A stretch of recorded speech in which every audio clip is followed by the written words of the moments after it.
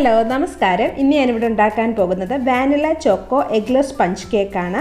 ഇത് സാധാരണ സ്പഞ്ച് കേക്കിനെക്കാട്ട് കുറച്ച് ഡിഫറെൻ്റ് ആയിട്ടാണ് ഞാൻ ഉണ്ടാക്കുന്നത്. അപ്പോൾ ഇതെങ്ങനെയാണ് ഉണ്ടാക്കുന്നത് നമുക്ക് നോക്കാം. ആദ്യമായിട്ട് നമുക്ക് ബട്ടർ മിൽക്ക് ഉണ്ടാക്കിയെടുക്കണം. അതിനായിട്ട് ഞാൻ 1 കപ്പ് പാലാണ് എടുത്തിരിക്കുന്നത്, 250 ml. ഇതിലേക്ക് നമുക്ക് 1 ടേബിൾ സ്പൂൺ വിനീഗർ ആഡ് ചെയ്ത് കൊടുക്കാം. റൂം ടെമ്പറേച്ചറിലുള്ള പാലാണ് ഞാൻ എടുത്തിരിക്കുന്നത്. ഇത് നല്ലതുപോലെ ഒന്ന് മിക്സ് ചെയ്ത് കൊടുക്കാം. നമ്മൾ കേക്കിനായിട്ട് എന്ത് യൂസ് ചെയ്താലും അതെല്ലാം റൂം ടെമ്പറേച്ചറിലുള്ളതാകാൻ നിങ്ങൾ പ്രത്യേകം ശ്രദ്ധിക്കുക, അല്ലെങ്കിൽ കേക്ക് നല്ല സോഫ്റ്റായിട്ട് കിട്ടുകയില്ല. ഇനി നമുക്കിത് മാറ്റി ഒരു സൈഡിലേക്ക് വെച്ചേക്കാം. ഇനി നമുക്ക് മൈദയാണ് ഞാൻ എടുത്തത്. ഇത് ഞാൻ എങ്ങനെയാണ് മെഷർ ചെയ്യുന്നതെന്ന് പറഞ്ഞുതരാം.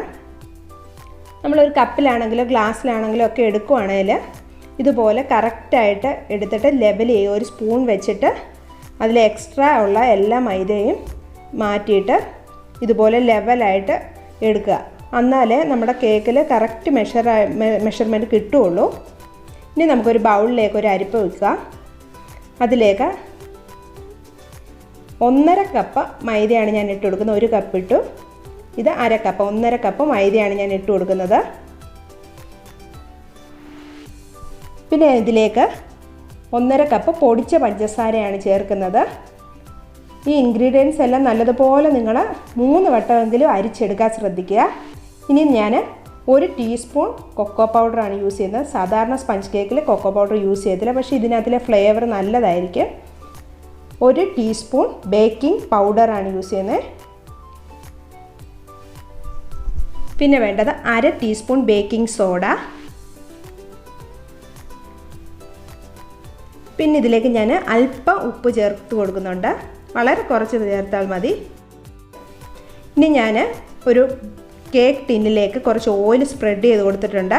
എന്നിട്ട് ബട്ടർ പേപ്പർ ഇട്ട് വെച്ചിരിക്കുകയാണ്. ഇതുപോലെ ഒരു വലിയ പാത്രം ഞാൻ സ്റ്റൗവിൽ വെച്ചിട്ടുണ്ട്. പ്രീ ഹീറ്റ് ചെയ്യാൻ വേണ്ടിയിട്ടാണ്. സ്റ്റൗവിൽ വെച്ചാണ് ഞാൻ ഇത് ബേക്ക് ചെയ്യുന്നത്. അടപ്പ് പാത്രം വെച്ചിട്ട് നല്ലതുപോലെ അടച്ച് ചെയ്തിട്ട് വേണം പ്രീ ഹീറ്റ് ചെയ്യാൻ. ലോ ഫ്ലെയിമിലാണ് ചെയ്യേണ്ടത്. ഇനി ഒരു ബൗളിലേക്ക് ബട്ടർ മിൽക്ക് ഒഴിച്ചു കൊടുക്കാം. ഇത് നല്ലതുപോലെ ഒന്ന് ബീറ്റ് ചെയ്തെടുക്കുക. ഇതിനകത്തിലെ ആ കട്ടകളെല്ലാം ഒന്ന് മാറുന്നിടം വരെയും ഒന്ന് ബീറ്റ് ചെയ്തെടുക്കുക. ഇതിലേക്ക് 1 ടീസ്പൂൺ വാനില എസൻസ് ആണ് ചേർത്ത് കൊടുക്കുന്നത്. ഇതും കൂടെ ചേർത്ത് നമുക്കൊന്ന് ബീറ്റ് ചെയ്തെടുക്കാം. നല്ലതുപോലെ ഒന്ന് ബീറ്റ് ചെയ്തെടുക്കുക. പിന്നെ ഇതിലേക്ക് ഞാൻ ചേർക്കുന്നത് 1/3 കപ്പ് ഓയിലാണ്, വെജിറ്റബിൾ ഓയിൽ 85 ml. ഇത് 3 കൂടെ നല്ലതുപോലെ ഒന്ന് 1 മിനിറ്റോളം ബീറ്റ് ചെയ്യുക. പിന്നെ ഇതിലേക്ക് ഫുഡ് കളർ, റെഡ് ഓറഞ്ച് കളറാണ് ഞാൻ ചേർക്കുന്നത്. തികച്ചും ഓപ്ഷണലാണ്. വെറുതെ കേക്കിനൊരു ഭംഗിക്ക് വേണ്ടിയിട്ടാണ് ചേർക്കുന്നത്.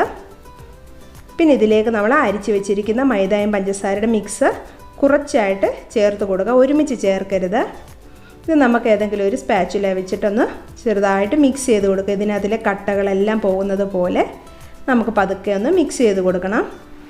ഇതെല്ലാം നല്ലതുപോലെ മിക്സായി വന്നിട്ടുണ്ട്. കട്ടകളെല്ലാം മാറിയിട്ടുണ്ട്. കൈ വെച്ച് നമുക്കിതുപോലെ ഒന്ന് മിക്സ് ചെയ്തതിന് ശേഷം ബീറ്റർ വെച്ചിട്ട് മിക്സ് ചെയ്യുക. അല്ലെങ്കിൽ നിങ്ങളുടെ കയ്യിലുള്ള വിസ്ക് വെച്ചിട്ടോ ഏതെങ്കിലും വലിയ തവി വെച്ചിട്ടോ എന്തെങ്കിലും നല്ലതുപോലെ ഒന്ന് ബീറ്റ് ചെയ്ത് കൊടുക്കണം. നല്ലതുപോലെ ബീറ്റ് ചെയ്യുക. ഇപ്പോൾ ഇത് ഏകദേശം ബീറ്റായി വന്നിട്ടുണ്ട്. 2 മിനിറ്റിൽ 2 സ്പീഡിലാണ് ഞാൻ ബീറ്റ് ചെയ്തെടുത്തത്.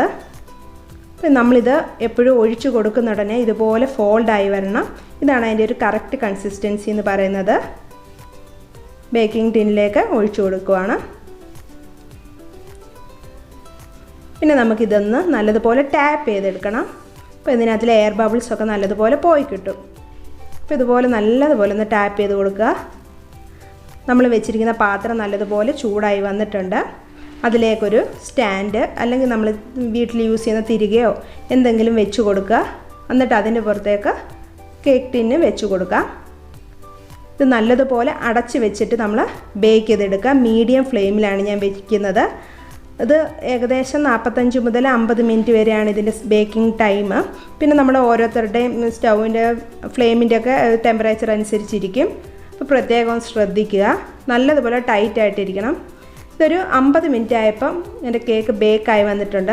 നമ്മളൊരു ടൂത്ത് പിക്ക് വെച്ചിട്ട് നോക്കുക. അപ്പോൾ നല്ല ക്ലീനായിട്ട് ടൂത്ത് പിക്ക് കിട്ടും. അപ്പോൾ ബേക്കായെന്നതിൻ്റെ അർത്ഥം. ഞാൻ വെച്ച സ്റ്റാൻഡ് അല്പം പൊക്കമുള്ളതായിരുന്നു. അന്നേരം അത് അടപ്പിൽ ടച്ച് ചെയ്തതിന് മുകൾ ഭാഗം. അപ്പോൾ കുറച്ചും കൂടെ പൊക്കം കുറഞ്ഞ് സ്റ്റാൻഡ് വെക്കാൻ ശ്രദ്ധിക്കുക. ബേക്കാകുമ്പോൾ അത് റൈസ് ആവും. ഇത് നല്ലതുപോലെ തണുത്തതിന് ശേഷം നമുക്ക് ഡീമോൾഡ് ചെയ്തെടുക്കാം. നല്ലതുപോലെ തണുത്തിട്ടുണ്ട്. ഇനി ബട്ടർ പേപ്പറൊക്കെ മാറ്റിയിട്ട് ഞാൻ കാണിച്ചു തരാം.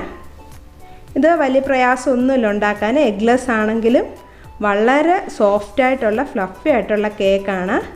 എഗ്ഗ് ഉണ്ടെങ്കിൽ മാത്രമല്ല, എഗ്ലെസ് ആണെങ്കിലും ഇതുപോലെ നല്ല സോഫ്റ്റായിട്ടുള്ള കേക്കാണ് എടുത്തിരിക്കുന്നത്. അപ്പം നിങ്ങളിതെല്ലാവരും ഒന്ന് വീട്ടിൽ ട്രൈ ചെയ്ത് നോക്കുക. ഞാനിത് ആക്ച്വലി ഐസിങ് ചെയ്യാൻ വേണ്ടിയിട്ടുള്ളതാണ്. അതുകൊണ്ട് ഞാനിപ്പോൾ കട്ട് ചെയ്ത് കാണിക്കാത്തത്. ഞാൻ ഐസിങ് ചെയ്തതിന് ശേഷം നിങ്ങളെ കട്ട് ചെയ്ത് കാണിക്കുന്നതായിരിക്കും. ഇതുപോലെ നല്ല സോഫ്റ്റാണ്. അപ്പം നിങ്ങൾക്ക് എൻ്റെ വീഡിയോ ഇഷ്ടമായെന്ന് കരുതുന്നു. അതായത് ഞാൻ ഐസിങ് ചെയ്ത് എടുത്തിട്ടുണ്ട്.